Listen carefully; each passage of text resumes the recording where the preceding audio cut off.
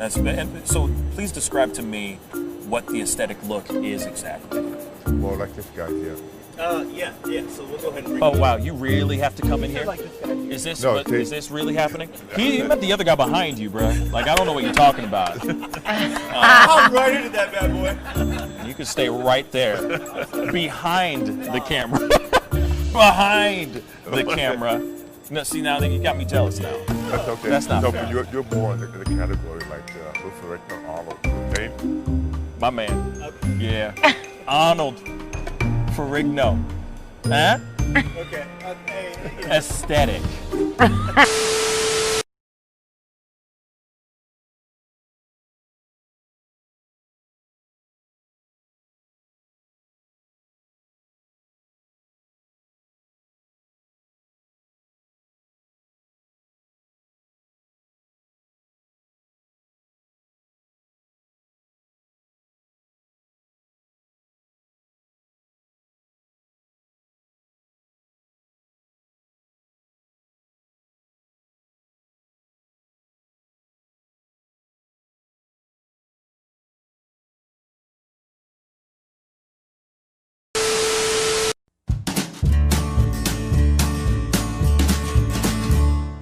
That's great, partner.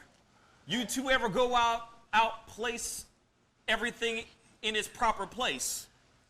That does not make sense, but we usually do go.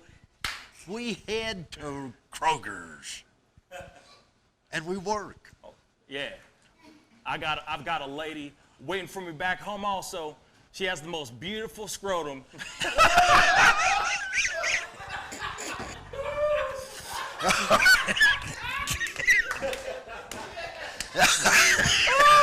Oh, God. And when she sings, she sounds just like a puppy dog.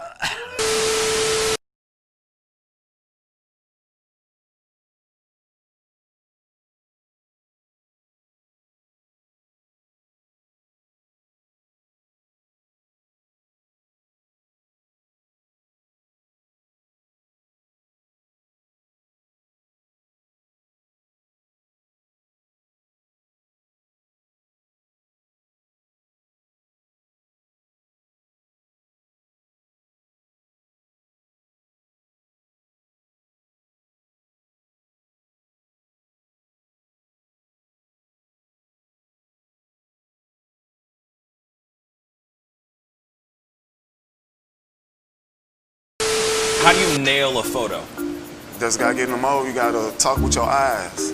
Talk with your eyes. Talk with your eyes. You Okay, gotta so have the eyes can you show me a little bit of something, like to this camera? I would love to know how to do this. I just want to know. Well, How I do you do it? mean, Teach the me smile, something. You can get the sexy eyes. Then you gotta get the smile going on some shoes, but.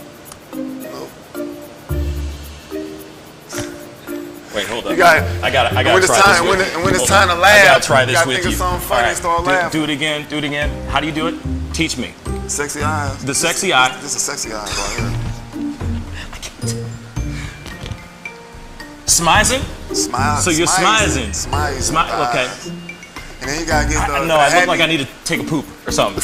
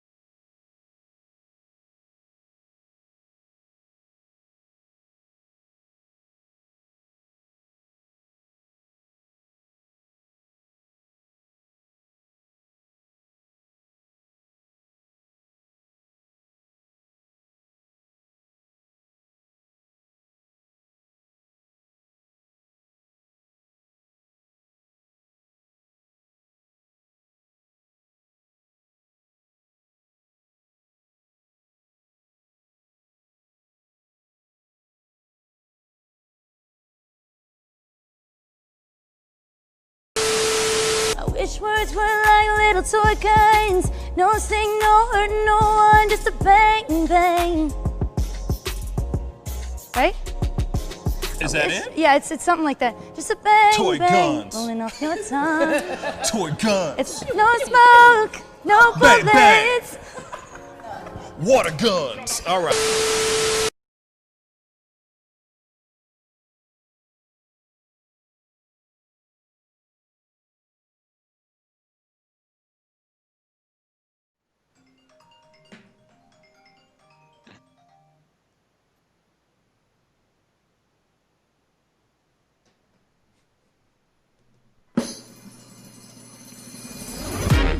Pascal, you are now rocking with that dude Pascal. We be going wild, Haitian in the building, so original. Got the haters catching feelings. Get your hands up to the ceiling and keep them held high. Cause St. Louis is ready. Forget about it, goodbye. But we just saying hi. Find somebody, rise up. Weekdays, catch us live. Somebody, let's go. Good morning, everybody, and welcome to the Pascal Show. Good morning, everybody. Good morning. I hope you guys are having a fantastic, fine Friday. There you go. Trying to find another F word, except for I could easily use the curse word, but I'm not about that life. You know what I'm saying? What's up? Good morning, Plainest Jane. How you doing? Mary Ann, good morning. We out here. I hope you guys are all having a wonderful, fantastic Friday. It's Friday. It's Friday. We got through the week. And by the way, no coup. Biden is still alive. The White House has not gone up in flames. We all right. We gonna be all right. We gonna be all right. Yes, I'm so happy about this. So it's been a long week of coverage and all that, and it's taken a toll on my body. You know what I'm saying? A little tired over here, but I'm very happy to be here talking to you guys and bring you guys more of the news because there's a lot to talk about. But before I do that, my boy David is in the house. What's up? I don't know where Jack is, but hopefully he'll jump on here soon. But what's going on, Dave? Vid? Yeah, he's here soon. But yeah, it's pretty good here. Just not the best morning. I happened to somehow break my coffee pot instead of making coffee, so that was a really bad start. I think it got caught on my shirt as I was turning around, and it just shattered across the whole floor. So that wasn't fun. Oh my damn! Yeah. Oh my damn! Oh, there really he is. Coffee. See. Now he starts coming in now. Sort of. We just see his face, or we just see his icon. But that's all right. Wait, let me ask you this, David, because I gotta ask you. Like, okay, so how did it shatter all across the ground? Were you throwing it down in anger? Was it a passionate moment of like, you know what I mean? I was like, the first thing I did was just go in there to start making coffee, and I turned around to grab the actual coffee. I think it got caught on my shirt or something and just went flying across the room somehow when I turned. I don't know exactly what it caught on, but it followed me across the room, and then I couldn't make coffee. So. Ain't that some stuff? Jackie, what up, man? What's going on, man? How you doing? Hey, Late. man, I can't see you guys, but can you see me? Yeah, we can hear you. Yeah, we can see you. good. All that good stuff. Looking like a gnome up in this piece. Like an right. Eminem, snow, gnome. Dude, what's good, man? With that hoodie. What's good? I've been waiting on my computer to boot up. I left it outside in my garage last night after I'd come in from work yesterday, and it got really cold. And I didn't even think about grabbing it out of there after I sat down on the table. And so it's a freezing cold laptop, and everything is just moving super slow today. Yeah, so, yeah. But I feel like I'm moving super slow today too. So it's Friday. So it's good. See, that's what's so funny to me. Like with people with their laptops and computers, like who would leave their computer in a car overnight? I mean, I don't know about y'all, but I would never do that. Me personally, I just couldn't do it. Car. Where did you leave it? In my garage. And I got tables in my garage and a whole bunch of other stuff. Oh, so I brought in it your in. garage. I took my shoes off. I went back inside, and I just never went back out to my garage later to grab it. See, I'm not. Yeah, I'm good on that. Nope. Nope. Still in a garage, I couldn't do it. because I keep thinking about temp. And these computers aren't cheap. You know what I'm saying? Computers aren't cheap. You know, they're They like the cold though. Sometimes but they're more. Maybe I guess not as much as I was hoping that they would. Yeah. Well, I mean, it is what it is. You're gonna be all right. You're gonna be all right. Hey, everybody, we gonna be all right. You already missed that, man, because you late. You already missed that part, bruh. You late. You late. Sorry. You late. Fashionably on time. Yes, fashionably on time. No, I'm just playing with you, man. But anyway, everybody, I hope you guys are all having a wonderful morning. As you guys are all coming in, I see you guys starting to file in. Thank you guys so much. Don't forget to hit that like button down below. Keep crushing those likes. Get them all the way up. You know what I mean? Send those likes all the way through the roof. Okay, guys? There's a lot of things we got to talk about today. You know what I'm saying? We're going to have a little bit of fun, though, too. Surprise, Jack, if you don't mind coming up with a pop quiz, that would be dope as well for later on in the show. But there's a few things we got to go and jump into, like some of the top stories today. One of them, most definitely, is something I found very interesting. QAnon followers are now going to be, well, Democrats are trying to pass a bill that's going to ban QAnon followers from security clearances. This is interesting. David got the story. What is good, man? All right. So, like you said, they're looking at pretty much blocking people with QAnon from security clearances. This isn't really too surprising. I mean, especially if the whole QAnon conspiracy is becoming more developed and more of a social movement.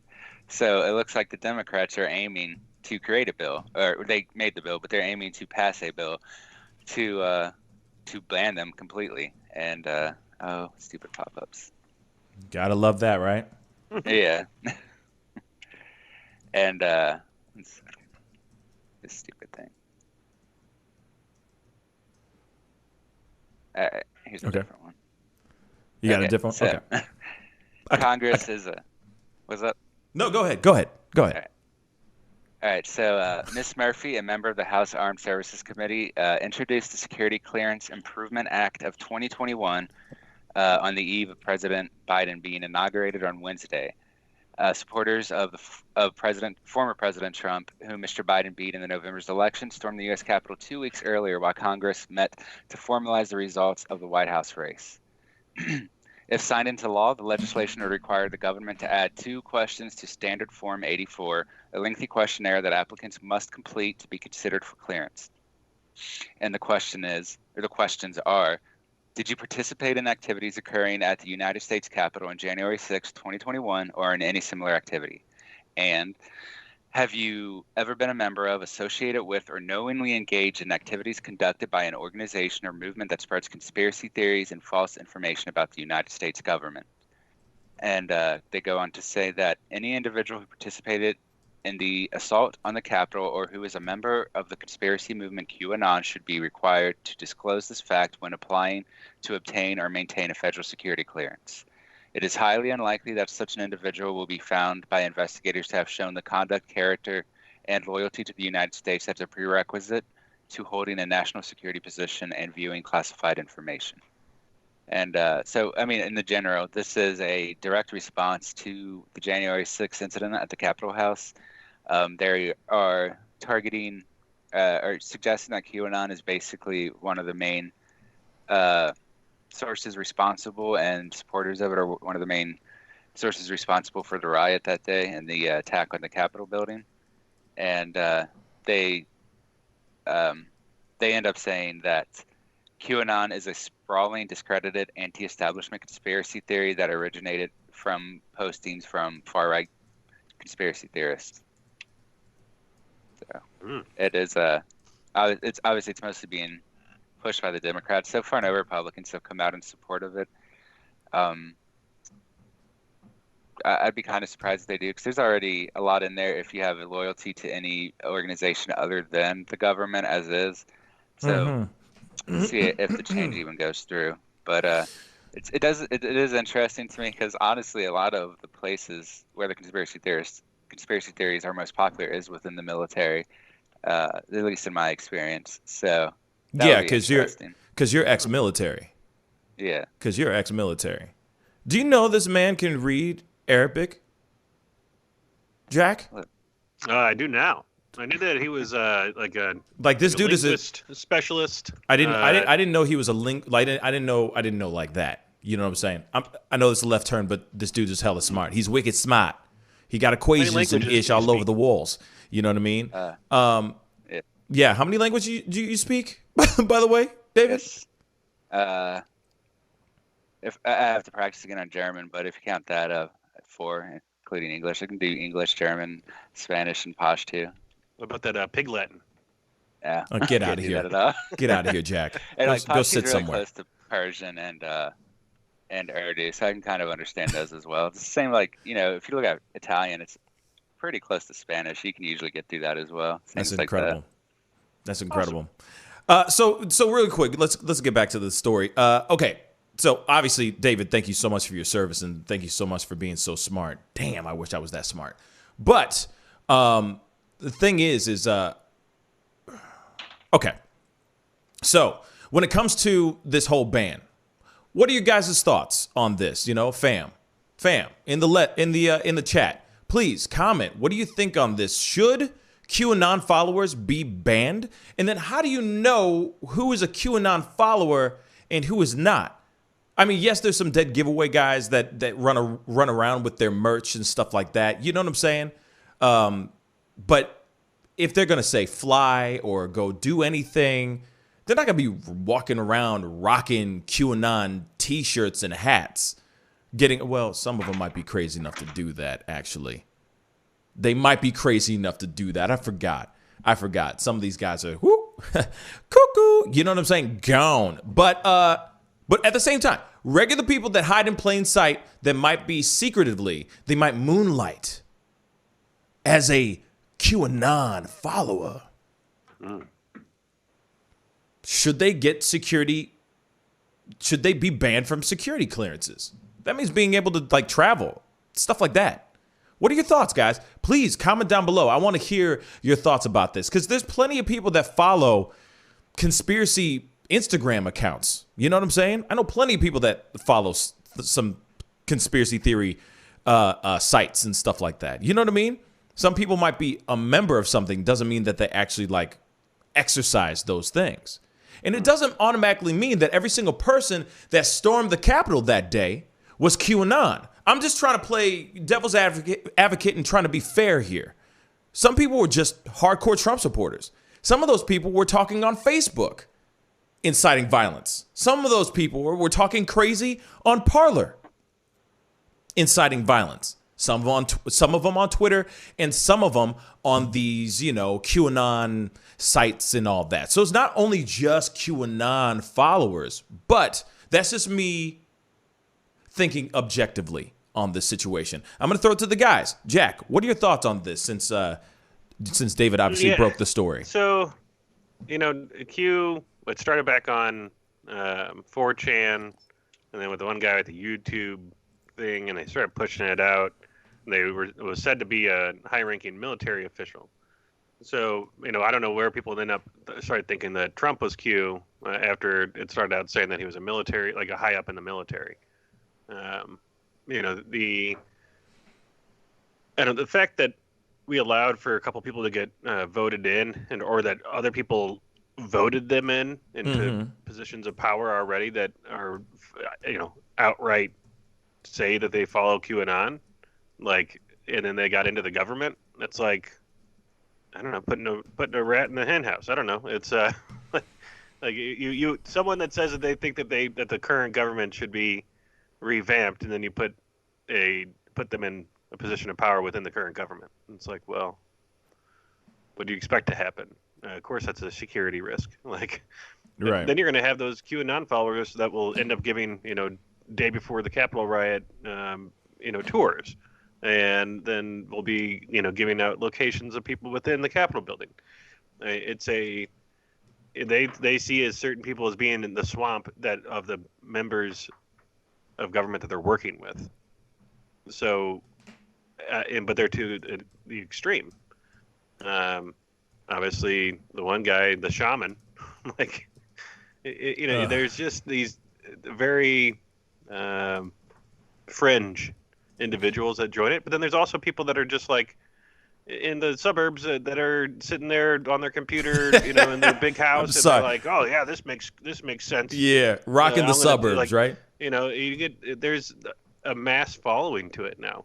I mean, I'm surprised that the Patriot Party isn't the Q Patriot Party. It's a one way to grow it.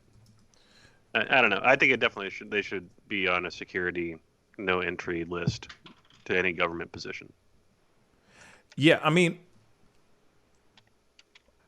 I really do think that I don't know how they're. My thing is this. I feel that people who incited violence, security clearance ban for sure. But how are you gonna ground up? How are you gonna pick up and scrounge up all these people that were just online? You see what I'm saying? How can you prove that all of them were out there on this, out there on the steps doing bad things? How can you tell if, you know what I mean? It's like they have to go through serious combing, I think, through all social media stuff to make sure those said people weren't inciting any type of crazy violence. You know what I'm saying? Some people are just onlookers. Even at the Capitol building, there were people that were there at the riots that were just onlookers, that were just standing there watching, because it's like a moth to a flame. They just couldn't help themselves. But look at what the hell's going on. This is history in the making right there. You know what I mean? It's like, holy cow, this is happening. Whoa, like 9/11. There were people there, ground zero, just staring up at the buildings, going, whoa, this is really happening. You see what I'm saying? I mean, obviously, that's a totally different example. Not the greatest example in the world, but you see what I'm saying? Like, just craziness happening right in front of you, and you just stand there and watch it. Just like QAnon people that are sitting there, some of them are typing angry stuff, saying, white America needs to stay white America. That's another thing. But other people that are just on there reading things and going, oh my gosh, this is what's going on, and this is this theory, and they say there's going to be a coup right on inauguration day, and they say that this is going to happen, and they say that's going to happen. Should they be thrown into the same category as those that were out there inciting violence? Inquiring minds would like to know. David. Yeah, it's really strange. I could see QAnon being on this list of banning, but the actual enforcement of it is a lot of where I see problems coming. If you look, I did a study on conspiracy theories before and how they write, specifically on the writing of conspiracy theories and how they do that to convince people or to leave open things so that people can fill in their own beliefs. And really, because of the way conspiracy theories work, they generally leave enough openness so that each individual has their own theory about why that happened. Mm-hmm. And you see this even in groups like QAnon, I think. And I specifically focused mostly on conspiracy theories of the Illuminati and conspiracy theories about UFOs, and they, just a lot of the same stuff shows up in both. Where first they focus on having one unspecified individual that has more authority or knowledge than anyone else, and most of the writing focuses on removing any possibility to question that. So it kind of puts it all forward as a state of fact. And when you start having people that are part of a movement like that, they can't necessarily distinguish, assuming that their movement is giving them false information, they can't necessarily distinguish that from real information. And beyond that, so that specifically it's the wording of the question that makes that difficult, because they're asking, have you ever engaged in anything that is false information or that spreads conspiracy theories about the United States? They're not going to think it's false. That's the whole point of them being a conspiracy theorist. So they already have that argument that they're going to just say, no, I don't believe in anything that's not true. Everything I believe is perfectly reasonable, even if it's not. Like I said, there's an internal logic to these conspiracy theory writings that isn't necessarily the same as an outside logic, but it is very effective. It almost has a cult-like effect where it generally changes your thinking to, at least on the specific issue, to a way you can only speak to people that think the same thing. Otherwise, there's like this abundance of background information that might be completely false that they have to introduce these people to. Word. So it is all, by default, a lot of conspiracy theories are kind of like clustered that way and self-promoting. So they're not going to see themselves as believing in anything dangerous or untrue. They're going to see themselves as believing in something that is more true and more important than what other people believe in. And at the same time, if these people are, if the government decides QAnon is a group that's dedicated to violence, that is already a banned thing. You can't be part of the KKK or anything. You can't even go to a place associated with the KKK without risking some time in jail within the military. Huh? You said KK gay? Maybe, but I meant KKK. I'm just playing, but it's like there was one place that sold ammo in Florida that was they had like white supremacist stuff up. So that place is completely banned from everyone in the military. You weren't allowed to go there. If you were seen going there, you would be taken to your commander for some sort of punishment. I don't know what exactly they would have done. I never did anything like that. Because generally, if they tell you not to go somewhere, it's because it is a racist place, or you're probably going to get robbed, one of the two. So there's no reason to go to a place they don't want you to go. And the whole process of getting the security clearance, though, isn't really like a checklist, because you can have done things that were illegal in the past. I've known people that got morality waivers. You can get waivers if you committed crimes before, as long as you show that at the time of the clearance you no longer hold those views and that you intend to uphold I don't remember the exact term, so basically uphold the secrecy of the government. If you show that that is your main intention, it doesn't necessarily matter as far as the security clearance officer goes what you've done in the past, because most of those things, especially if you're younger, like a teenager, they'll be like, okay, we'll give you a chance, see what you do in the future.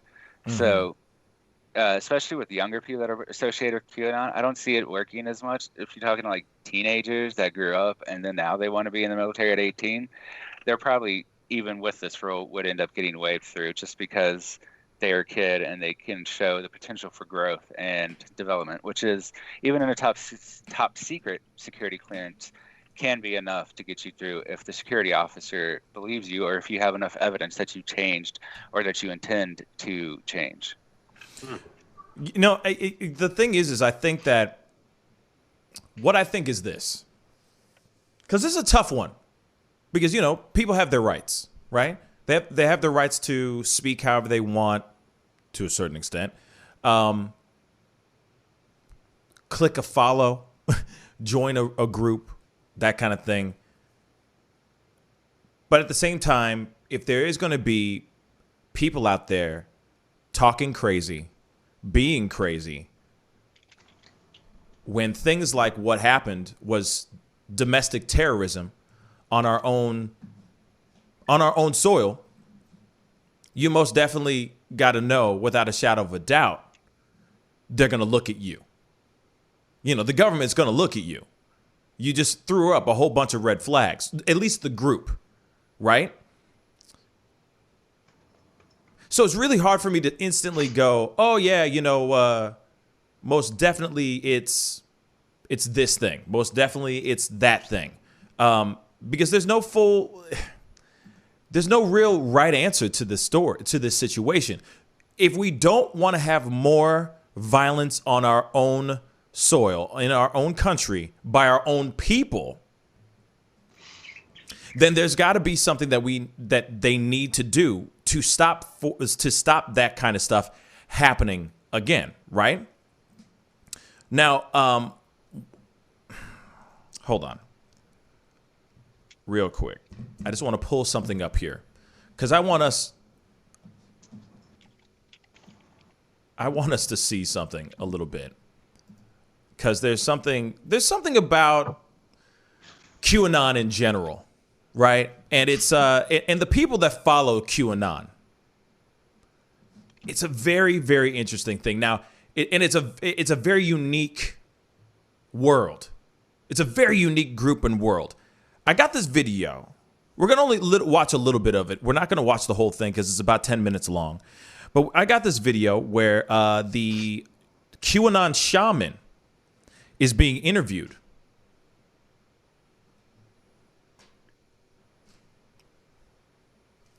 Just take a look at this. Just take a look, shall we?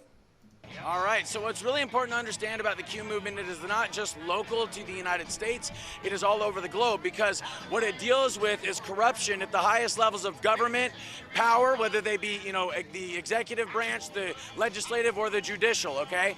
And as well as in the banking cartels. So all over the globe, countries are occupied by central banking institutions that loan the government money at interest.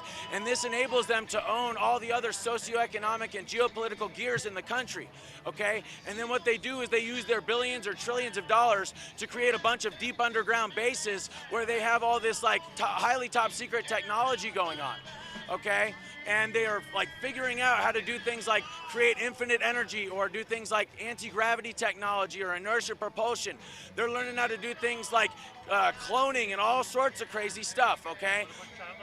This is like a global takeover. They're trying to create a new world order, right? They're trying to create a one world government. That means there's over 180 countries involved in all this stuff, where they're monopolizing all the resources, all the labor in the country through the central banking system, okay? Okay, so enough. But you see, look at the banner itself. I'm sorry. It's cosplay. Yeah. It's Trump's cosplay at best. Wilson. And he's sitting there. he's and don't get me wrong, there's some, he has, I'm sure, some very interesting theories that a lot of people do have these theories, these conspiracy theories. Like, yes, there's things going on in different areas that, they're testing out certain technologies and trying to learn how to clone and blah, blah, blah, like all that stuff. Like, it's not what he's saying it's like what he's saying is a lot of conspiracy theories that a lot of people say all the time, but it's the person who's actually delivering the message. Does that make any sense? Then on top of that, the sign. Q sent me. Oh, by the way, I want to point something out. So I learned something interesting because I was looking into QAnon because I was like, what is it? Why does this thing exist? Well, just so you know, here's a small little snippet. QAnon obviously is a person named Q. Just Q. Do you know who they think Q is? They believe who Q is? About Trump. I'll let you guys have some. You both have one guess each. Quentin Tarantino. Okay. David? Yeah, I would have gone with Trump. I think they think Trump's Q. Even though I'm pretty sure Q is just a bunch of people and not one person. Yes. So people think it's John F. Kennedy Jr. Oh, yeah. For reals. Really? They really think Q is JFK Jr.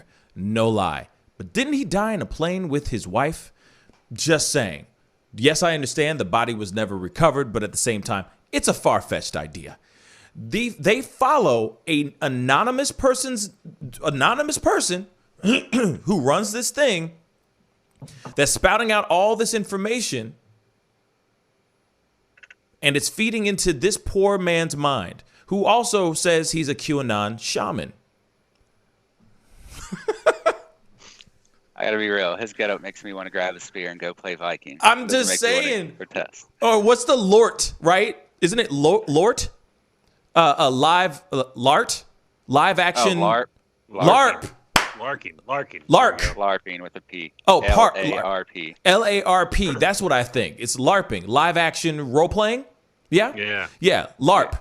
Yeah. This makes me think of and then he walks out. You're like, hear ye. You know what I'm saying? Like, this is LARPing at its best. Cosplay. You know what I'm saying? So, this is something that really happened. This is a conversation that he just had with some people And he's just spouting off all kinds of stuff. And it's like, wow, you must have taken way too much peyote, or you're still high on peyote. Whatever it is, you're feeling really good. These are the people. This is just a small example. I hate to just, lump it up into one guy. But there's a lot of people like himself that aren't dressed like him, that think like him, that are in the same mindset as him. Hence the reason why there was craziness that happened on the 6th. So if you have people like him in QAnon, wouldn't you want to have tabs on them too? Because you just never know. Well, if they go ahead, if they consider QAnon a terrorist or terrorist adjacent group, that they would have very easy get the warrants to listen to any of these people or watch any of them. Because it's not going to take much of a stretch to call it a. If you tie them to the attacks on the 6th, it's not going to take much of a stretch to call them a terrorist organization, and then getting a warrant would be incredibly easy. Once you have evidence of that, you can take it to a judge, and they're most likely approve it. They have made it so that you do need a judge input now, which wasn't true as of about a year ago, but so now it's a little more cautious now, I would say. So, do you know why they think that JFK Jr. is Q? I have no idea why. So, again, it's against all of. But it got to be good. Like he said, it's against all the big banks, and that they think that the New World Order is supposed to be put into place and all that stuff. So JFK supposedly was shot because he was against the Rothschilds' Federal Reserve Bank. And he had signed Executive Order 11110, and basically gave the authority to basically strip the Rothschild Bank of its power to loan money to the United States federal government at interest. And that was supposed to basically shut down the Rothschild Federal Reserve Bank. But then soon after, he was killed. And then that thing never went through. So now we still have the Federal Reserve Bank. But there are people that are very adamant that there's like Rothschilds and there's the big 5 families that basically run the world, because they're the ones that are in charge of money. If you look at any expansion that we've done into any countries, immediately following, there is a bank set up that will be like a Federal Reserve type location to expand the reach of the banking system in those different countries. So it's again, if you do follow the money, obviously there's rich, right? And then there's rich, and then there's people that are so rich that you don't even hear about them. Of course, like you hear about several people like, oh yeah, they made so much money the last couple months or whatever. But then there's also people that are in that list that like we just don't know about, that are just making hundreds of billions of dollars. And it's if you go up that high, and there are people that will lobby, and that's why there's so much money in lobbying to be able to change different laws and things like that. But when you get to on the fringe part of thinking that all of a sudden there's going to be a mass arrest on all these people, that the fact that they have cannibalism, and I think that people are like eating the blood or drinking the blood of children and stuff like that. Army Hammer. Yeah. I mean, and that's where the once you start mixing those in, it's not just about the money, it's about these different power aspects, and rich people being able to take children and take over lands, and there's a lot of child slavery out there, and there's a lot of that's the thing, there's truths that are sprinkled in, but what makes it the conspiracy is that the fringe ideas that they apply to it. And it's scary to think that anybody in our government would be following QAnon. To me, the whole thing, there's no proof of anything. these are all just conspiracy theories. If there were conspiracy theories with actual hard evidence that they were leaning on, then I feel like there would be a little bit, then these things would be a little bit more plausible, right? Real quick, thank you so much to Z Jitterbug for the $5 super chat. Really appreciate it. Thank you so much. She says, "Oh please, these people are not original. The idea of the name Q came from Star Trek." Actually, you know what? That's actually really good. That's pretty good. That's actually I've pretty always good. wondered if it was a reference to Star Trek or if it's like the inventor from James Bond. I haven't been able to decide. Oh, Q. Yeah. Wow. Yeah. Oh, yeah. Yeah. I like that too. Please let it be James Bond. I'm a James Bond fan. And we got some James Bond news too, which we'll talk about here later.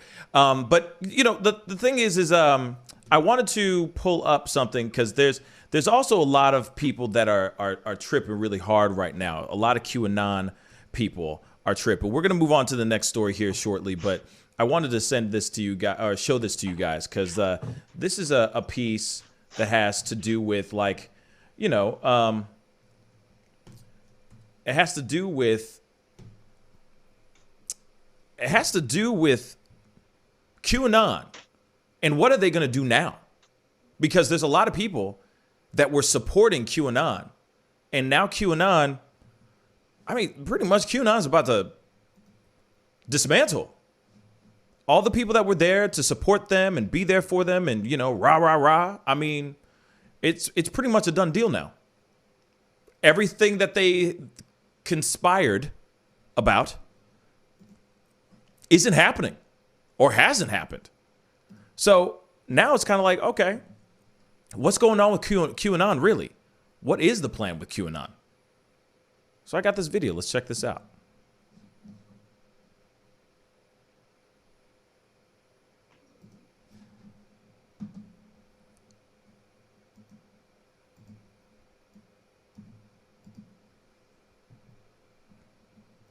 Of the pro-Trump conspiracy cult QAnon did a bit of unraveling after President Biden's inauguration.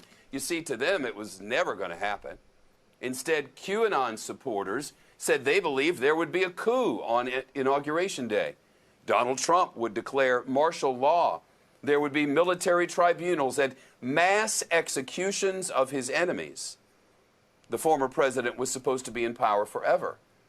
Well, now the QAnoners are desperate, disillusioned, some baffled, some giving up. Run astray. When Mr. Biden was sworn in, one wrote, "I don't think this is supposed to happen. How long does it take the feds to run up the stairs and arrest him?"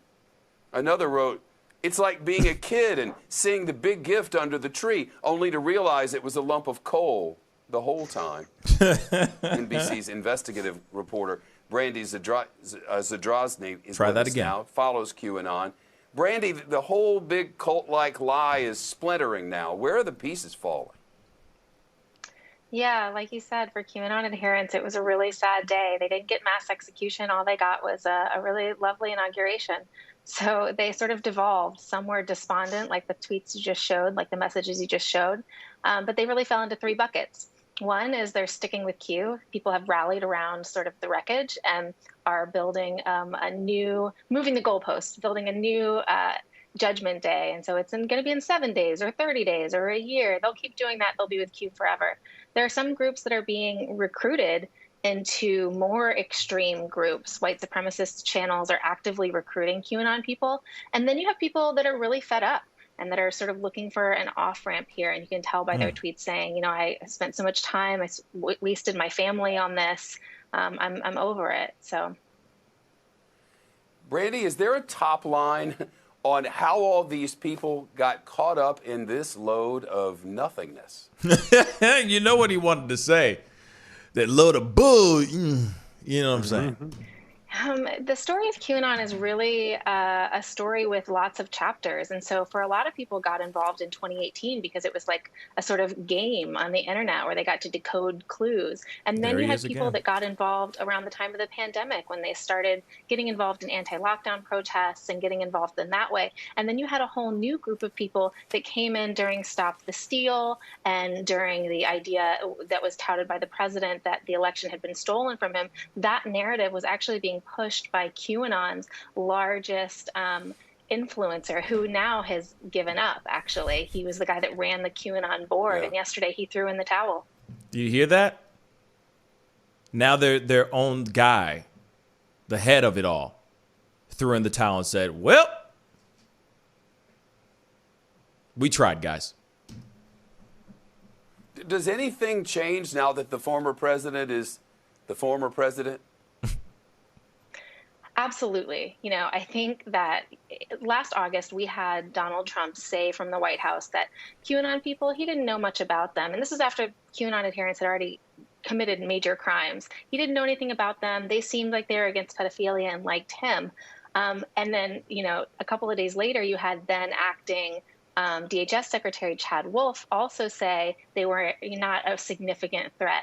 Now, you know, we hear differently. We hear Biden saying he's going to root out these conspiracy theories. We have Biden's new director of national intelligence, Avril Haines, say that they could play a critical role in the U.S. intelligence response to QAnon and other right-wing threats. So you can tell after what happened at the Capitol, people are taking this seriously in the Biden administration. Very interesting, right, guys? So, QAnon that used to exist don't exist no more. Or, I mean, it still exists, but I mean, even the person that ran it, that came up with it, that is, probably not came up with it, but, you know, one of the guys who is the face of it, runs it, helps, you know, keep feeding that machine, is now going, you know what, we good. I'm going to go this way now, guys. Sorry. I mean, this group was making money off of merch, stuff like that. I mean, they were doing fairly well for themselves. They were staying afloat because they had thousands upon thousands of people that were funding funding the group, funding the site, you know, buying their merch. I mean, you saw it everywhere. You know, even at Trump rallies, you saw people running around with QAnon shirts, you know. They were staying afloat through that kind of stuff. But now since nothing has happened, they're chucking up the deuces and saying, you know, well, it was real. It was real, guys. Thanks. We're going to go now. We're going to go over here. Now some of these groups are starting to, you know, like they said, like splinter off to in other groups and all that. I mean, these groups are going to still exist. These ideas and their thoughts are still going to exist. This isn't going to go anywhere anytime soon. These QAnon, these conspiracy theories are still going to continue to manifest themselves and grow and be more extravagant and more extreme. Does that mean that the group is going to try to do another coup? We don't know. We don't know. All we know is that they tried and they failed. And I guess because they failed the first time, an idea of doing a second time wasn't going to work. Like, just kind of got threw away because they were like, hey, well, we tried. 5 people died. A lot of people are starting to get arrested. Maybe this might not be a good idea. There you have it, guys. Q 2024. Q 2024. I'm done. JFK Jr. is still alive, too, by the way, guys. You know what I mean? It's terrible. So we got to jump into this next story, guys. This is something that I find very interesting. This is a big conversation because there's some people that are not for this, which I find very interesting.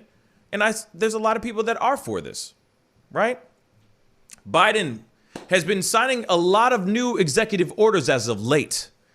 And one of them is what this title says. Biden executive order takes steps to require federal contractors pay $15 minimum wage.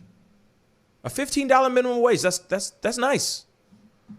So President Joe Biden plans to sign a pair of executive orders Friday aimed at expanding food assistance for tens of millions of Americans and launching a process that will require federal contractors to pay their workers $15 minimum wage and provide emergency paid leave. The move comes on Biden's second full day in office and continue a string of executive actions he's taken to jumpstart his agenda and to set the tone for his administration amid a COVID-19 pandemic that has left millions struggling economically. That's as far as I'm going to go on this article. I want to throw out the conversation to everybody else, because apparently some people are not happy about this idea. Some people are not cool with the idea of a $15 minimum wage. What are your thoughts on this? Fellas, thoughts? Yeah, I've actually already seen a few restaurants in the area that are talking about getting rid of people if it goes into the $15 minimum wage, because they've already lost so much money that they can barely afford the people they have working right now. But on the other hand, I mean, most of these places aren't paying a living wage. And I mean, this is going to mean people lose their jobs, but it means the ones that keep their job will be better off. And that's kind of what we should expect from this, I think, is that there will be a bump in unemployment. But for those that are able to work, you should see an increase in the quality of life across the board. The thing is with he's only right now doing a federal $15 minimum pay for government workers, which for the most part, contractors already start off at $18 an hour. Mm-hmm. So this one doesn't seem too striking to me. But if he takes it just from federal staff to the general public, he is talking about doing that. And if he does that, I think that will be this huge difference we see. Because, I mean, the government, it's very hard for the government to fire people. It actually took one of Trump's executive orders to get rid of some of the worst workers in the military because of like how long they've been working there and things like tenure, that. Because of tenure and everything? Yeah, tenure, yeah. Sorry. Go ahead. Finish your thought. So, I think the $15 minimum wage for the federal government isn't going to make a huge difference. It will improve people's lives, and it won't have the same effect for people who are fired like it will for a general $15 minimum wage. Because, like I said, places are already looking at getting rid of people if that goes through. Because this is a poorer area, I guess. The area I live in is all right, but a lot of people do. A lot of people that own stores here are just like barely scraping by a lot of times, especially since COVID. And I think while the $15 minimum wage is important, I think it's something we should instate. Maybe not now, but over the next year or so, this will cause a lot of problems. So that's one thing we do need to really acknowledge, is that people will lose their jobs. It's just that people who keep their jobs will be paid more. So that is a trade-off. That definitely is a trade-off. Jack, what are your thoughts? I mean, if you work 40 hours a week at $15 an hour, and you're out and you're working at anywhere right now, I mean, I get for federal, let's just leave it at that. So really working at a federal location right now, the minimum was $7.25. So this is a big bump. But as David said, a lot of contract workers are already starting probably at above that rate. But at $15 an hour, you're making $2,400 a month before taxes. Mm-hmm. So it's still, it may help a lot of people. I mean, if you think about most cities, like $2,400, I mean, after taxes, say you take out 15%. Mm-hmm. So maybe you're sitting closer to $2,000, right? So food, your bills, your rent or your mortgage, I mean, it still is not a lot of money if you look at it that way. I mean, there's a lot of people that make a lot more money than that, but for people going into like, they complain about fast food workers making more money and things like that. It's like, well, if you were to go work at a fast food place, there's a lot of people that go there that, maybe are younger, but if over time, we've seen a lot of like the age level of people working in fast food locations and other minimum wage jobs has increased to people that are, okay, now I'm working my main job, and then I also go over here and I work this job, or maybe it's a third job. and they're just trying to make ends meet. And we have to work that many hours to be able to just pay your rent and pay your bills. It's a struggle for majority of Americans that are in these lower income brackets. I think that it's a really good idea, because one, the pay rates that people in the upper levels have constantly increased. The cost of living has gone up constantly, but we haven't had a raise that's equal in those percentages of minimum wages. Yeah. So, put more money in the people's pockets as opposed to, a smaller percentage at the very top. I'm reading a comment here from Random Rick Reviews on Twitch. We stream on Twitch, by the way, y'all. So please follow our Twitch account over there, please. The Pascal Show, one word. Anyway, he says, Random Rick Reviews says, raising minimum wage too high is a horrible idea. Plus, folks will only feel like they have more money for about 2 years. Then companies will adjust, and money will be even less valuable. It will just pull those who just made it out of lower class into middle class right back down.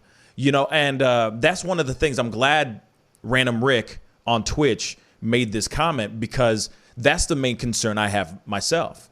Is you bring in more money. But doesn't that mean cost of living might end up going up as well? Things will become more expensive.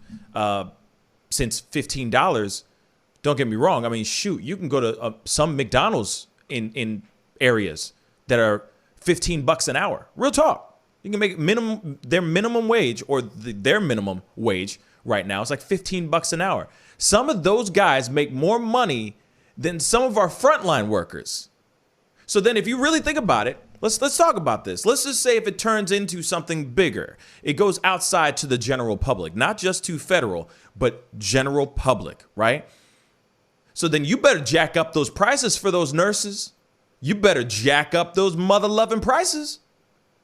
Their pay better go through the roof, because they're already getting underpaid like a mug, and they work themselves to the bone. So then you see everything else going up. Everything starts to inflate.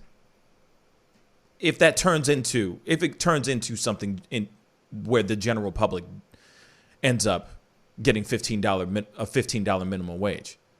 So I agree with what Random Rick said here, that it could become catastrophic. So then even so, when you're going, ooh, $15 an hour, woo! In a little bit, it'll be like $15 an hour. That ain't nothing.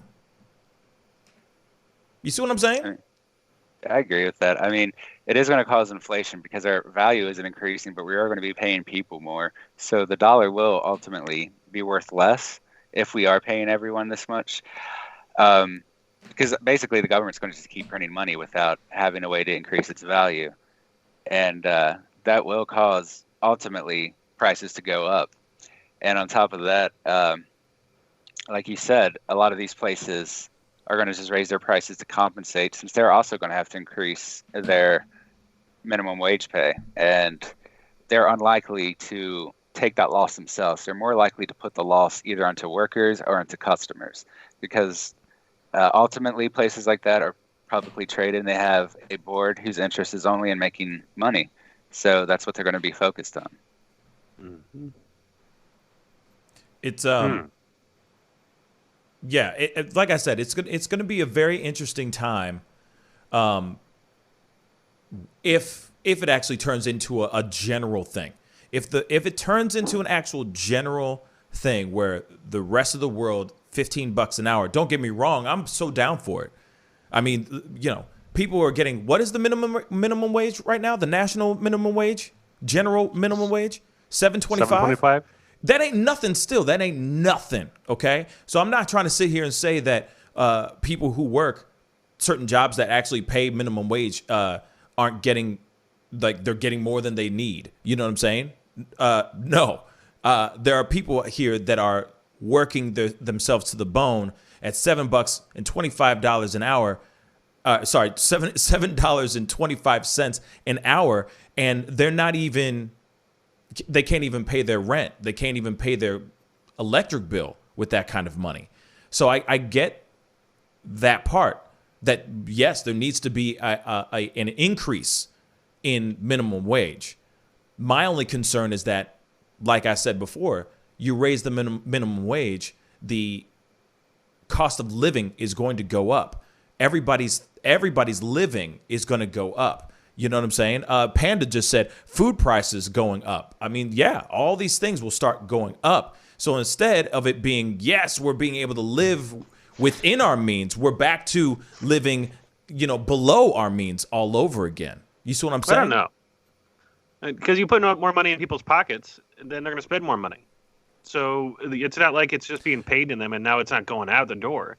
You're going to have those people spending. That's the whole goal, is that people actually have a livable income. So then you have more people going out and spending more money at places. So even if the restaurant's paying their worker more money, the hope is that the more tablers are filled. It goes both ways. I mean, that's I don't know. I read something that said here. It said if the minimum wage had increased at the rate of productivity since 1960, it would be $23. So over the past 60 years, $15.75 per hour has disappeared from pockets of workers. Wow. For a minimum wage. So the inflation has already been there. We would just be catching up to what the people should actually be paid at the level of inflation we're already at. So you're saying, okay. So then let's. It's a trickle up theory instead of a trickle down theory. Exactly. Now, if it's on that positive, where it's a trickle up, and the economy stays the exact same way, as far as like cost of living and everything stays the exact same way, great. But that's not how America works. Unfortunately, that's not how it goes down. You raise the price on minimum wage, let's just say, everything else is going to go up. Because here, listen, not sitting here saying that McDonald's can't afford to pay their employees. I mean, they're a multi-billion-dollar industry, right? But there's also other industries or other businesses, restaurants, etc., that would have to pay $15 an hour for every single employee. Yes, like what David said earlier, that there are going to be people who are going to have to get fired. But that means the people who stay are actually the best workers, or the best, the properly vetted for that particular job, right? But there's also things you got to put into consideration. The cost of the employees go up, so then the cost of said, let's just say the food, let's just say the clothing will go up. It may not be something like, double the amount, but it will increase because they still got to pay for the employees that they're paying for that particular facility. You see what I'm saying? So I could see if the increase in the employees goes up, the cost for said service or said product could also go up. I mean, yeah, but I don't think it proportionally. And also, I think that the argument that you're like, oh, these things might have a small percentage increase for the cost of buying things, and the fact that then people have more money to be able to buy them, and then also be able to just pay their rent or to go buy food, I think that social aspect of it outweighs that the worry of the cost of inflation across those items. It's like, trying to think of another comparable to it, but like if you are being paid more money, like the happiness level goes up for most people because they're not worrying about things. If you can improve the economy in so many there'll be inflation in other areas of the economy, not just on cost. Like there'll be, people's lives will improve. That helps to improve the economy. Overall, I think everything would be more benefit, like to everybody. Mm-hmm. I don't know. It's I guess we'll see what happens, and then if it ends up getting spread out to be a national policy as opposed to just a federal policy. Yeah. I don't know. It's I think people, if you're going out and working right now, you should be able to go out and work, for a 40-hour week and be able to put enough money into your pocket to be able to pay for your rent and stuff. And if a company is, growing that big and they're like, oh, I need cheaper labor to be able to produce this product at this cost, well, usually they're looking at their profit margin. Well, it's like, well, maybe you just don't make as much profit, and you still have to supply this stuff. There's going to be a point where, they have to not have a 45% profit margin on something and go down to a 35% profit margin on it to be able to pay the right amount of workers to work someplace. Mm-hmm. Because, if they book 25 people at a place and they can't support them all, well, then they shouldn't have that many workers. Like, if they have to, if one person's success is based off of a whole bunch of other people's failures and being able to live, but the one owner is the only person that is okay in the situation, again, it's a top-down mentality. The owner should be the richest person, and all the workers that implement everything and do it all are just basically just the labor. Mm-hmm. And it's I don't know. I definitely think there needs to be a change, and obviously it's going to be hard to implement. And I agree. There definitely should be an increase. I'm just posing, the argument, because I know that there are concerns for sure in the increase. But yeah, I mean, I definitely believe that there should be an increase in minimum wage. I mean, $7.25 an hour ain't nothing. I mean, that's nothing, especially if you got a family and kids and, you got mouths to feed, education, all that stuff. If they're not going to, like I said, better education, all that stuff. I mean, if you're wanting your kids to go to the best, get the best ever that life has to offer, $7.25 is not going to give you that. You know what I'm saying? I don't want people taking my food stamps and all this stuff and getting these free handouts. Well, I don't want to pay them more money to go work and do the jobs they do so they don't have to take the food stamps and the handouts. Which way do you want it? Exactly. You can't, don't have an abortion, but I'm also not going to help you out with, if you can't, manage having your children and you can't do anything else, I'm not going to help you out with anything else after the child's born. These double-sided arguments that only benefit the arguer, for both situations. It's that's very true. That's a strong point right there, man. That's a very strong point. Very strong point. Well, we got to leave you guys at that. We got to go into a quick commercial break. But when we come back, Dave Chappelle got COVID, y'all. Damn. We got to talk about this. We'll be right back. This is The Pascal Show. Bye. Love, peace, and wellness for the holidays. Don't cancel them. Prepare, STL. Decorate. Make it as normal as you can, but slow the spread of COVID. Wear a mask. Wash your hands. Watch your distance. Prepare, STL, helping St. Louisans of color prepare and prevail. But you see how he makes these S's in his body right here? That's where he's hanging on, and then he's moving forward with the locomotion of his ribs. That is classic Missouri rat snake right there. So I'm gonna go ahead and grab him before he gets into a hole. Now, these snakes are not biters. They won't bite as long as you don't squeeze them. If you just stop them like this, it'll freeze them, and then you just gently pull them back. As long as you don't squeeze them, they won't bite. Yo, Mike, what's up, man? Guy? Good to see you, man. Yeah, so Sugar Fire. Yeah. Fully open, right? Yeah, we're pretty much open. So you can't sit inside yet. Monday you can sit inside a little bit. We'll have 25% of the tables inside, and then we're letting it rip outside. So I know that there's a lot of people really concerned about staying safe and all that. So what are you guys doing in regards to that? Well, we have extra people to clean and rub everything down all the time. Everybody inside's wearing masks. And we have little stickers on the ground so everyone can stay 6 feet apart. Right on. The tables are all spaced out, inside and outside. Sugar Fire, open in full effect right now. They're staying healthy, they're staying clean. Go get you a rack of ribs. Sugar Fire, open right now. Thanks.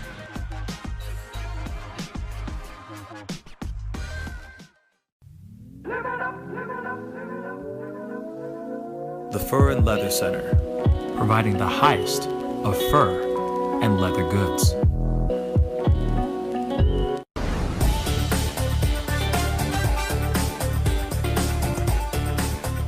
You're gonna perform tonight. I can't make this interview boring because this man is too exciting as a host. And I'm truly saying this, and if y'all can't do this, me and this man here is gonna leave and go somewhere else where we can get some love. I want everyone in the building to say, I love Pascal on the count of 3. 1, 2, 3. Wow.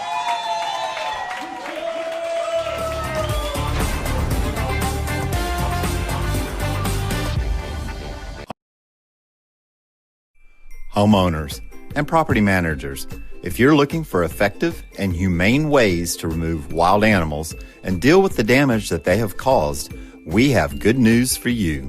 Introducing Wildlife Command Center, a professional nuisance wildlife management company specializing in providing animal removal for residential, industrial, and commercial clients.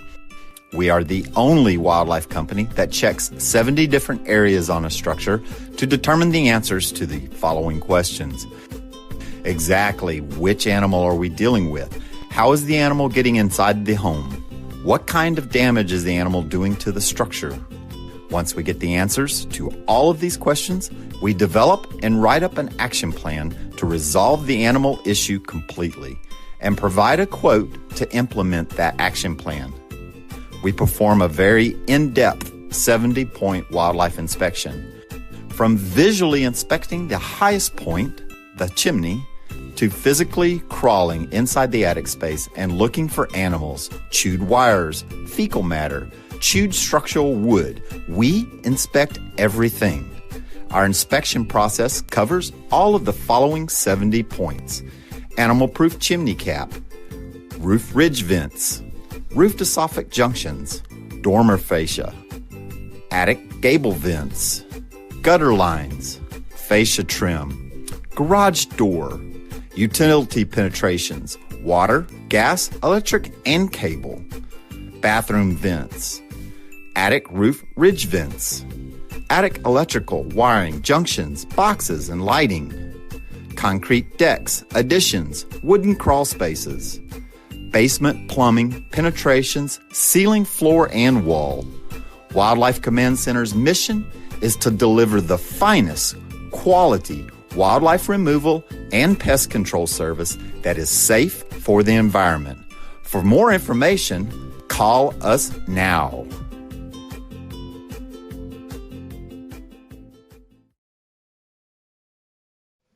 Hey, welcome back, guys. Thank you guys so much for sticking around and being a part of the conversation today. If this is your first time checking out this show, please, I beg of you guys, please hit that like button down below and most definitely crush that subscribe button. I do this show Monday through Friday at 9 a.m. Central Standard Time, and I do an evening show Tuesday through Thursday at 7 p.m. Central Standard Time.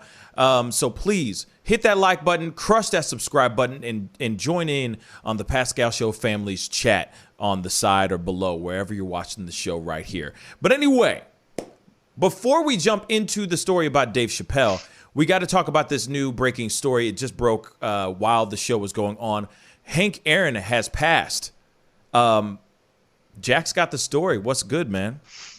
So, yeah, Hank Aaron, who a lot of people, just know as like the home run king. He's the one that broke Babe Ruth's home run record, and Hammer and Hank is what they used to refer him to, or as. And he passed away at the age of 86 this morning. His family confirmed. Just 2 weeks ago, he was out and he got the COVID vaccine, and was really pushing for people to go out and get the vaccine, and he wanted, to be a beacon for people, saying that it's okay to go do it. And I'm hoping that that's not related to his passing. They didn't give any reason for his passing. They just said that he passed away this morning. He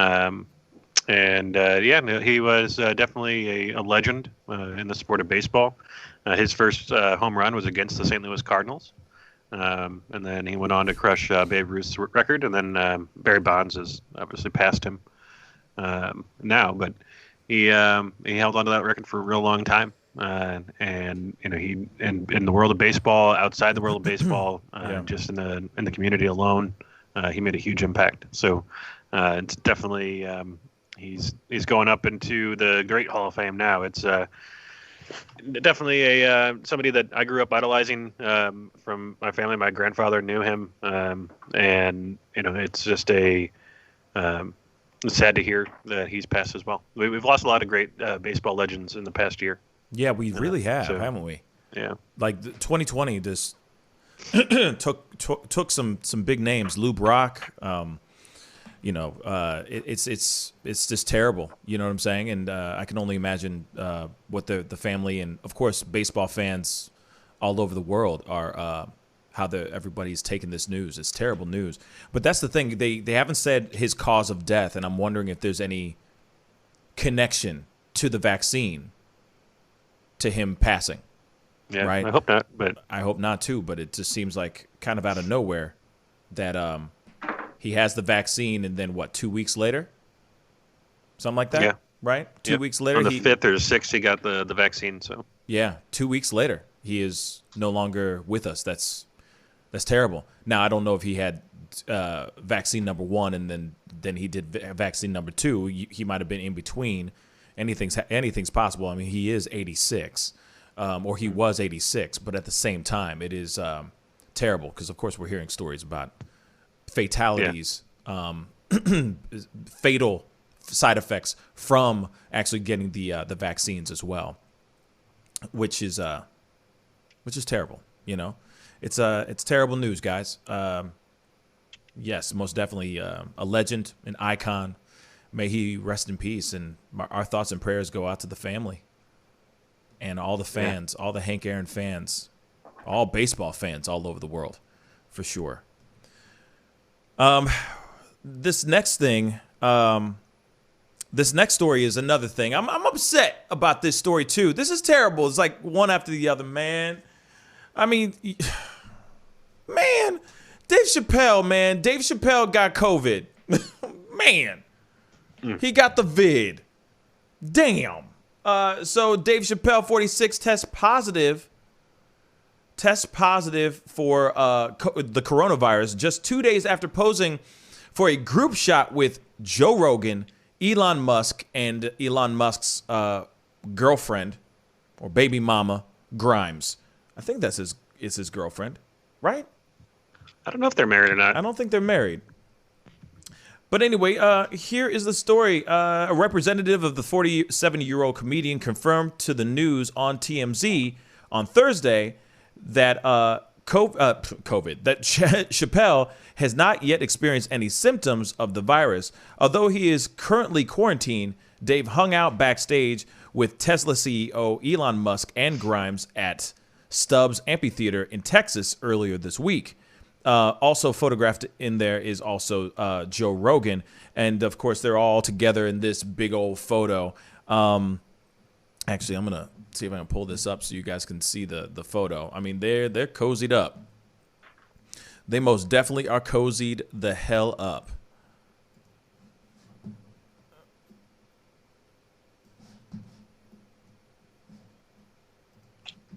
Gotta love this internet. Slow as hell. And all these damn pop-ups. But let me show you guys this. There it is. There's the photo. Them chilling in the cut, all cozied up. This is 2 days ago. Allegedly, this photo was taken 2 days ago. And so, yeah, he has tested positive for COVID. And now he is,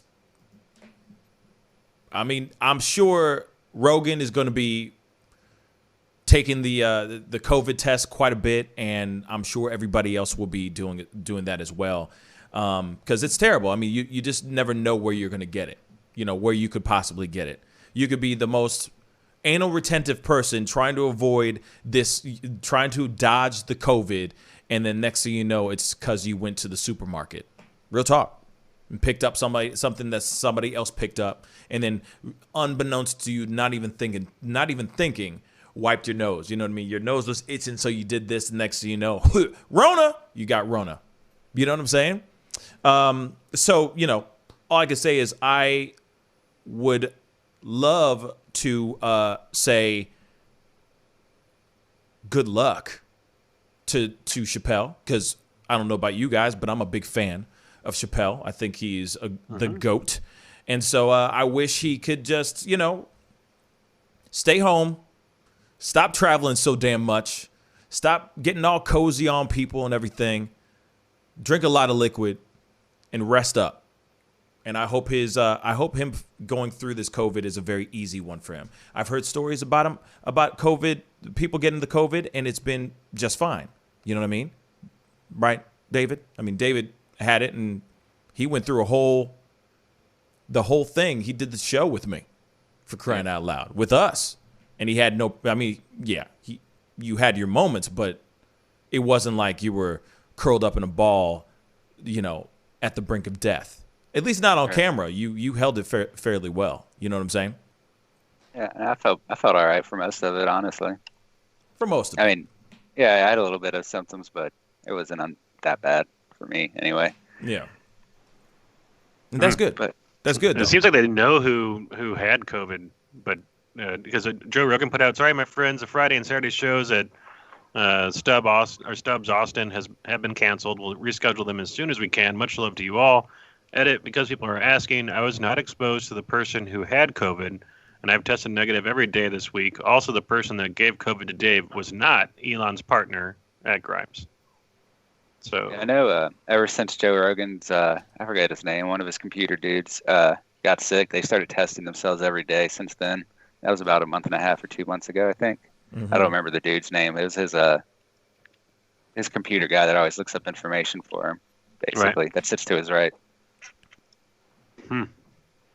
It's I mean, it's one of those things. If you're doing these group shows and you're going out and you have people coming in, even if you test people, just because they're being tested before they come into your show and it shows up negative, doesn't mean that they're necessarily negative. Right. Maybe it's just not being picked up by the actual testing kits that they're using. And the next day they could show up and be positive. That is true too. You just never know. Go ahead, David. I mean, yeah, you can get self-test kits off of Amazon now. They've been commercially released at this point, so you can pretty much do that anywhere at this point. So that's why we're seeing some of this. I think at least out here. I mean, we're seeing more confidence in opening up to people when they can do the tests on a daily basis. So it seems to have been helping the economy here, at least. I think that will have a big effect. I mean, for like anyone in the entertainment industry, like Dave Chappelle, who's always traveling around, because he needs to be aware of if he's infected as soon as he is, because he's going to expose a lot of people from traveling. So, I mean, it's good that they're keeping an eye on it, and it's unfortunate he got the disease or the virus, but it's not surprising, I guess, considering he keeps traveling and talking to people. But he's got to work too, so. True. Well, I hope for a speedy recovery for him. You know what I mean? I hope for a speedy recovery because we need more humor, and we need more humor. We need more laughter this time around. Like, it's time to laugh. It's time to smile. It's time to have a good time, and to a certain extent. And of course, it's also time to get rid of this virus, and not it be a pandemic where it's affecting everyone. You know what I mean? Even somebody who is out here and his job is to be on a microphone, speaking funny things, speaking the truths within a comedy sandwich, if that makes any sense. So I wish him a speedy recovery, and it sucks that, wherever he got it, like I said, you never know where it came from, where he got it. Like I said, he could have picked up the drink. The bartender there could have had it, just didn't test positive. You know what I'm saying? Like, anything's possible. Anything's possible.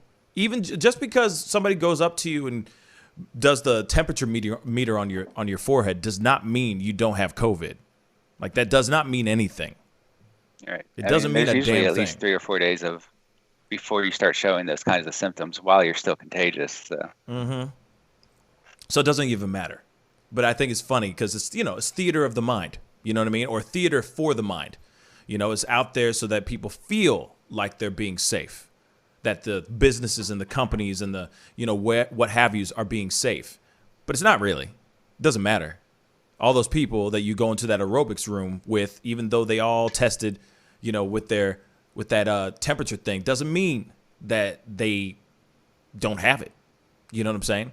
So that's just something I find very, very funny, about that. But something very funny, I wanted to do something a little bit different. There's been a thing about, the inauguration happened a couple days ago. And there was something that was really funny that turned into a huge meme. Huge meme. Literally. Bernie Sanders took the world by storm on Tuesday, on Wednesday during the inauguration.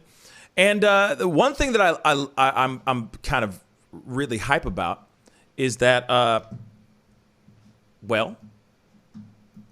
he turned into a meme. He turned into a meme. And I figured it'd be a lot of fun to just go through some of these memes together because it's just everything. It's just everything. I'm just trying to get it back again because it was Reddit. I'm telling you, Reddit is amazing. Let me just say that. Reddit is freaking amazing. And there are memes galore that just don't stop. You know what I mean?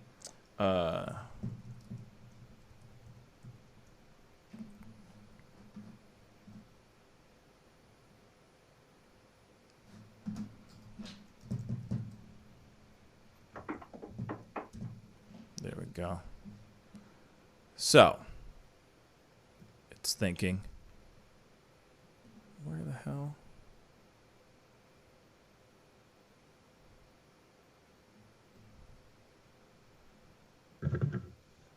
See, I had them all, and then, see, Reddit moves so damn fast. Where the heck is it? All right.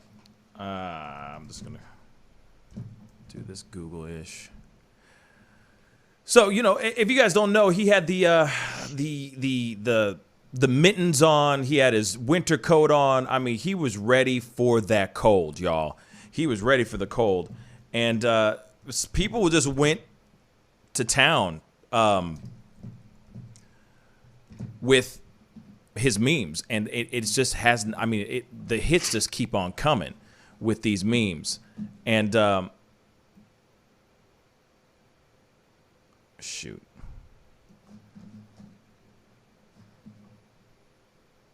So like this one here.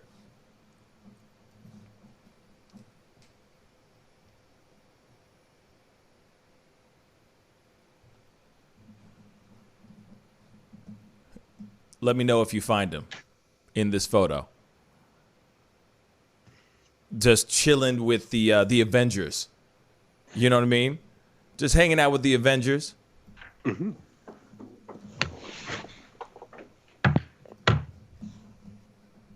Some Vincent Van Gogh.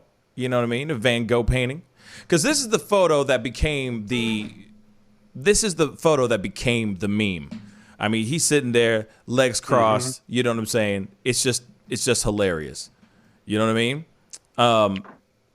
And like I said, these memes are just coming out of nowhere. Like, it's like a grandpa showing up to like a kid's soccer game. I'm done, man. You better hold on tight, Spider Monkey. And then he's, oh God, or, sitting on the sidewalk in the snow kind of thing. Or him in the office. That's just hilarious. Mm-hmm. I mean, there's some really good ones here, like this one right here with the Star Trek. Got some Photoshop masters. Oh my God, some of these guys just went in. You know what I mean? But some of the memes were just hilarious. Him with Deadpool, chilling with Deadpool. That actually is really good. That composite's really, really good, I think. It's very believable. You know what I'm saying? I sent you one on Skype. I think it's pretty good. Oh, you sent one on Skype? Okay, hold up. The memes are just unbelievable. Absolutely unbelievable. Ooh, okay. Bruh, that's I'm done. Yo, you got to see this one. This one's dope. Oh my God. Finish him. That's amazing. That is so funny. Bruh. That's ridiculous, man. Let's see.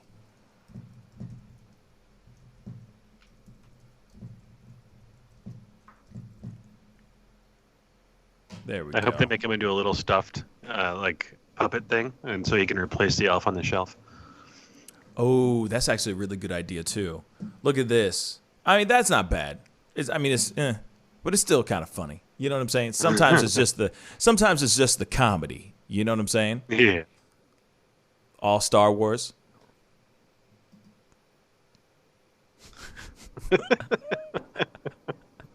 That's funny. That's actually really funny. Fight. Meh. That one's meh.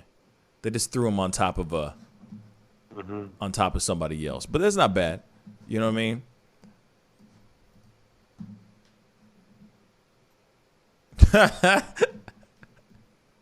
Oh God, I love it. Sopranos right here. Yo, this, like I said, the one with that's actually not bad. That one with Deadpool is actually not bad. But these are real, y'all. The people went out of their way, took the time, got him, cut him out. It's really clean. I give this person really, like, the composite's very, very clean. It's very well done.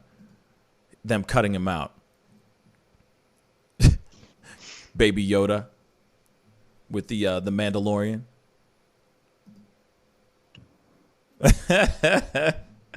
That's funny too.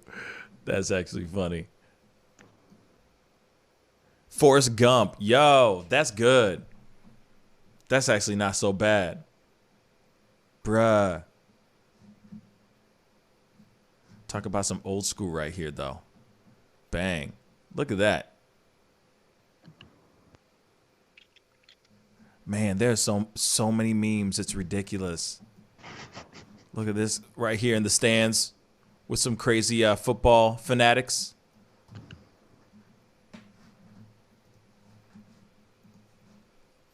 Him on the moon. Him witnessing Michael Jordan dunking. Bruh, this is this is unbelievable. Oh, Friday. Yes. Friday. Look at that. Oh my God. Some people, man. Nah, that doesn't work. This one's much better though. But I mean, damn, yo. Some people, man. Oh, this one looks pretty good. Yo, that's funny. That's actually pretty good. That's actually pretty good right there. That's hilarious, y'all. Man, you guys are, all the people that do these things, man, y'all amazing, bruh. I'm done. I'm done with this one. Yo, throwing up gang signs and everything. Bruh, I'm done. This is hilarious. You sent me another one? Let's see.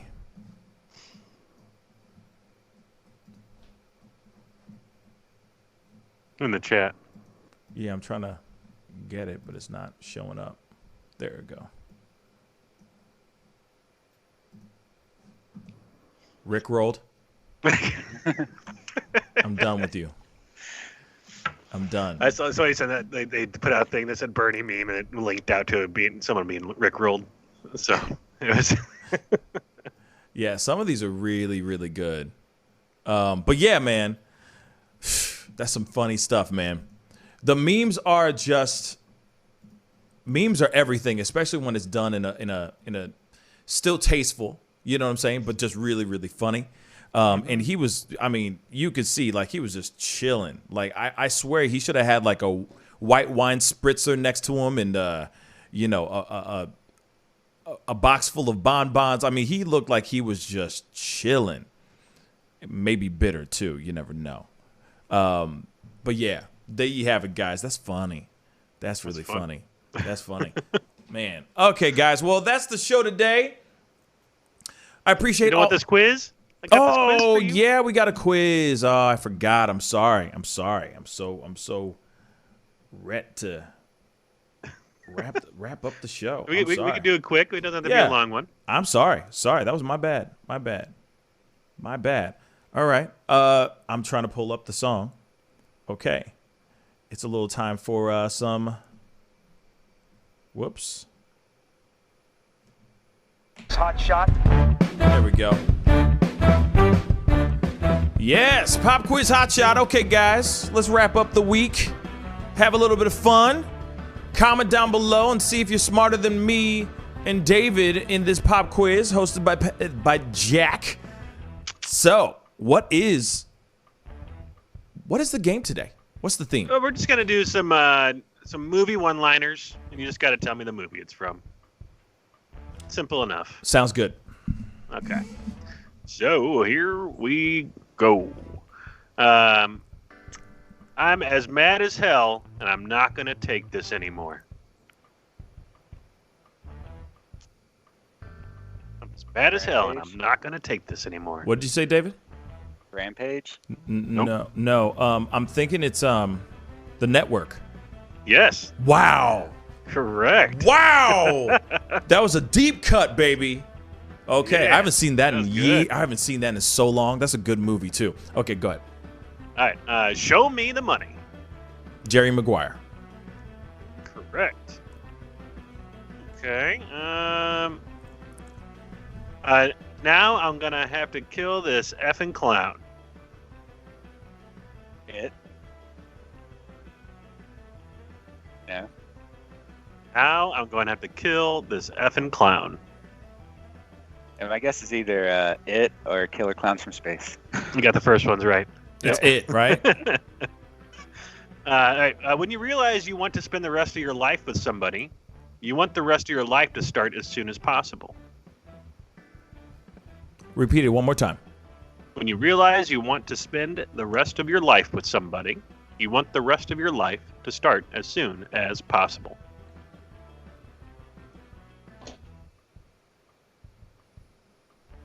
I don't know. When? I recognize it. You recognize it? When, Harry? Met Sally. Oh, okay.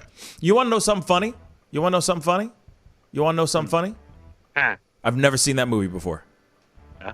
I've never seen that movie in my life, ever. Except for that famous scene, you know, I'll have what she's having. That's it. I've never seen that movie. Anyway. All right. Go ahead.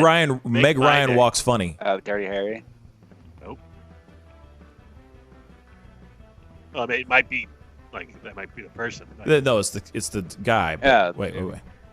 Say that again? Go ahead. Make my day. I can't remember any of the names of the movies, actually. Just know Dirty Harry.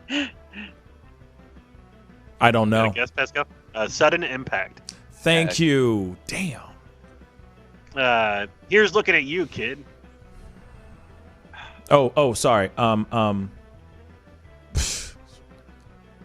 Casablanca. Yeah. I said it first. Sure. I did. Okay, yeah, I know, sure. If you build it, he will come. Field of Dreams. Yep. Okay. Let's get a few more in here. T said you talking Home to me? Alone. Sorry. Taxi Talking Driver. to me? Taxi Driver. There we go. Houston, we have a problem. Apollo 13. Bang, you got it. Yeah. I was about to say it. There's no crying in baseball. Oh, a League of Their Own. Come on. There's no crying in baseball. Yeah.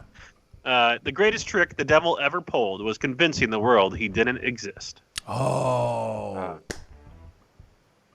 Trying to think. The greatest trick the devil ever pulled was convincing the world he didn't exist. Is it the one movie with Keanu Reeves? Yeah, I was gonna say Devil's Advocate, right? Yeah. The Usual Suspects. Oh, I was about to say it was one of those because it's one the man. Okay, first off, Usual Suspects, dopest movie ever. Too bad it has Kevin Spacey in it, but he did a really good job in that movie. But then on the second thing is Devil's Advocate is probably one of the best Keanu Reeves movies ever made too. So good. Yeah, anyway, I'm they're up sorry. there. It's so good. And then Charlize Theron. Okay, let's go. Okay, we could not talk or talk forever and still find things to not talk about. I have no idea what that one is. I could not talk or talk forever and still find things to not talk about. That's from Best in Show. Oh. I did see that once. Okay, let's see. The greatest teacher failure is Yoda from Star Wars Episode 6. There you go. Damn. That was very specific. Yes. Well, you watched the exact movie, right? Yeah. Bruh. I am serious, and don't call me Shirley. I am serious. And don't call me Shirley. It's a black and white movie, right? What's that? It's an old black and white movie, right? No. No? Okay, then I don't know. Wait a second. Come on. Is it a fish called Wanda? No. Oh. Airplane. Ah, I knew it was like a comedy, but I was like, what is it? I've never Damn. seen Airplane, actually. Oh. Really? Oh, I recommend it. Yeah. Yeah. I am a golden god. Oh, Almost Famous. Yeah. All right, Good movie. let me get, Pretty good movie. Let's do three more. Let's see. Malia got Aeroplane and Lax Paint. Yeah. I'm glad he's single because I'm going to climb that like a tree. I've heard it. Repeat it one more time. Glad he's single because I'm going to climb that like a tree. Oh, Is it no. Bridesmaid? Yep. Oh, good call. I'm going to make him an offer he can't refuse. Godfather. Correct. And we'll go for the last one. They call it a Royale with cheese. Pulp Fiction. Correct. And that's Pop Quiz Hotshot. The last movie that John Travolta ever was in that was good. That's true, I think. Sorry. He just did another movie recently called, I think it's called The Fanatic or something crazy like that. And it is so freaking bad. It is so freaking bad. It's hilarious. Well, there you go, guys. That was Pop Quiz Hotshot. That was fun. Yeah. That was fun. A little Friday, lightheartedness. Yeah, something just light and stupid and, just to unwind a little bit because it's been a long week. It's been a long 4 years. It's been a long 4 years. Hopefully we don't have a long 4 years. These 4 years. Hopefully it's fruitful and positive and we make whole lots of monies. You know what I mean? Whole lot of the monies. Because I don't know about you guys, but I like making money and I like keeping it in my pocket. Right, fellas? Yes, at least $15 an hour's worth. At least. Yeah. But then the economy goes up and there's inflation and everything. No, I'm just kidding. Anyway. Ooh, Face Off is a good movie too. Yeah. Yeah, it's a good, yes, I agree. T and Nur, it is a good, bad film. Yes. You know what I'm saying? Because it's super over the top, but you got two over the top actors, John Travolta and Nicolas Cage in the same movie at the same time. And they do a really good job at mimicking each other and all that. It's a good thing. And Malia said, "Yep, super fun. Love the trivia. Great stuff, Jack." So there you go. Yeah. Good job, Jack. You're welcome. Good job. Good job, Jackie. Good job, Thanks. baby. So I actually got a quick. It's just a 2-minute video that might be good to end it on. It's a 2-minute video. Chuck Schumer. Huh? The 2-minute video. Yeah, I'll send it to you on Skype right now. Okay. It's just a short video to play because he misspeaks and it's funny. Oh, it's no. It's not Nur. It's no. Oh, no. Okay. Thank you. Now I'm forever changed. Okay, let me. What is this? What is this? You gotta prep me on this because I don't know what you just gave me. This bruh. is just Chuck Schumer talking about the upcoming impeachment of Donald Trump. The point is he just misspeaks. That's it. It's funny. Oh, it's funny? Okay, let me hold up. Let me just pull this up. What does he say? We're gonna burn this mother. You know what I mean? We're gonna burn this mother down. I mean, I'm sorry. We must impeach. Oh, okay. He says another word instead of election. He says something else. Let's check this out. House will deliver the article of impeachment to the Senate. The Senate will conduct a trial of the impeachment of Donald Trump.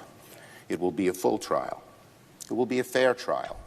But make no mistake, there will be a trial, and when that trial ends, senators will have to decide if they believe Donald John Trump incited the insurrection against the United States. He said it will be long. It will be hard. Incited the insurrection. Just, you know. He's sweet talking. Time to get past Trump. I guess. I'm tired. Like Schumer, stop sweet talking us. You know what I mean? Stop with that pillow talk.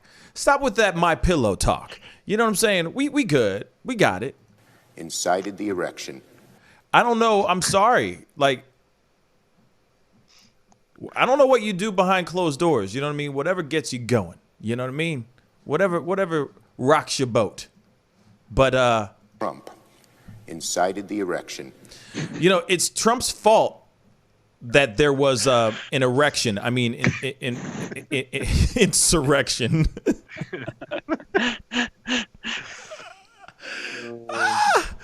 Oh, one more time because it's so good. Incited the erection. He incited the erection. I mean, I don't know. That's how kids come to this world. You know what I mean? That's how babies are made, man. I'm sorry. How dare he make all those children? How dare Donald make all those children because he incited the erection. He incited that erection. Anyway, that's the show, guys. Thank you for that. Thank you for that, David. That was good. That was a good one to you know. We're all 12 years old. Let's be real. We are all 12 years old. I never grew up at all. Hell no, I didn't grow up, man. This is why I do this show. I didn't grow up. Come on now. You know, no time to, you know, when you start growing up, that's when you start getting old. Hey. You know what I'm saying? That's true. You start getting old when you start going, okay, I'm going to grow up, and then you get old. Next thing you know, you're like this and sitting like Bernie in mittens, cross-legged in the cold. You know what I'm saying? He's like head-sized mittens on his hands. Yeah. Oh, my God. He probably knitted those himself. You know what I mean? Yeah, out of like organic Erection. Fibers. I'm done. Well, guys, thank you guys so much for being on today. Jack and David, thank you so much. That was fun. Yeah, man, it's a great show. That was fun. A lot of fun. Thank you to everybody who tuned in today. I really do appreciate it. You know, there's going to be pop-up videos going on throughout the weekend. If there's anything that's going to be popping off, of course, like a breaking news or anything of that sort, I will be breaking it on right here on the show. And if there's if I might go on live at some point. I might come on at some point live over this weekend. But I'll let you guys know when I do. Please go join my Discord. I have a Discord. David, if you don't mind putting that link in the chat, that would be really, really great. Of course, we got merch. We got more merch coming. I'll probably be making an announcement this weekend on some new merch that's going to be dropping some dope stuff that is only going to be out for a limited time. But I think you guys are going to really appreciate it for sure. So be on the lookout for that. I'll be coming up with some fun stuff. And hey, let's get these conversations going on our Discord. I know I've been putting out some things on there going, hey guys, you know, I'm trying to find a story to talk about, or I'm about to do a pop-up video, need a story to rap about.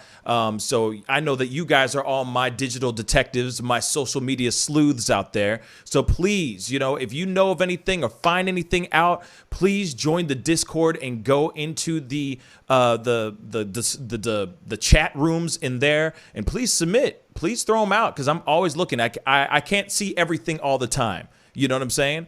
But I would love to get some of your 2 cents, some of your thoughts in regards to some things that are going to be popping off. I'm sure there's going to be a lot of things going on over this weekend. And for a fact, I'll be on here breaking the story right here on the Pascal Show. All right? So anyway, wow, we are cruising, by the way, to 24,000 subscribers, guys. We are almost there. We are halfway through. We're more than halfway through, if I'm correct. Right? Yeah, we are more. Whoa, bruh. We are more than halfway through now. Holy cow. That's dope. We're getting to the goal, which is 25,000. 25,000. I don't know why it turned into that, so I'm sorry to anyone who has that accent. I'll never do it again. That's a lie. Anyway, I gotta get going. You guys are amazing. I love all your faces. Check out our Discord. Please go follow, join that Discord. Go download that app. You know what I mean? Download the app, join the Discord, because I will be starting to use that as our phone calls and our video chats here in the very, very near future. I'm just trying to get more people on there. So please jump on, do that. Please share this show. Tell people about this show. Tell your mamas and your friends, your aunties, your baby's mamas and your baby's mamas. Tell them all about this show. I'd really appreciate the help from the family. Anyway, it's time to get going. Be good to yourselves. Be good to one another. And I'll see you guys this weekend. But if I don't, have a great, positive, and thrilling weekend, guys. Do something dope and do something very responsible. All right? I'll see you guys soon. This is the Pascal Show. Bye. Erection. Love, peace, and wellness for the holidays. Don't cancel them. Prepare, STL. Decorate. Make it as normal as you can, but slow the spread of COVID. Wear a mask. Wash your hands. Watch your distance. Prepare, STL, helping St. Louisans of color prepare and prevail. But you see how he makes these S's in his body right here? That's where he's hanging on, and then he's moving forward with the locomotion of his ribs. That is classic Missouri rat snake right there. So I'm gonna go ahead and grab him before he gets into a hole. Now, these snakes are not biters. They won't bite as long as you don't squeeze them. If you just stop them like this, it'll freeze them, and then you just gently pull them back. As long as you don't squeeze them, they won't bite. Yo, Mike, what's up, man? Guy? Good to see you, man. Yeah, so Sugar Fire. Yeah. Fully open, right? Yeah, we're pretty much open. So you can't sit inside yet. Monday you can sit inside a little bit. We'll have 25% of the tables inside, and then we're letting it rip outside. So I know that there's a lot of people really concerned about staying safe and all that. So what are you guys doing in regards to that? Well, we have extra people to clean and rub everything down all the time. Everybody inside's wearing masks. And we have those little stickers on the ground so everyone can stay 6 feet apart. Right on. The tables are all spaced out, inside and outside. Sugar Fire, open in full effect right now. They're staying healthy, they're staying clean. Go get you a rack of ribs. Sugar Fire, open right now. Thanks.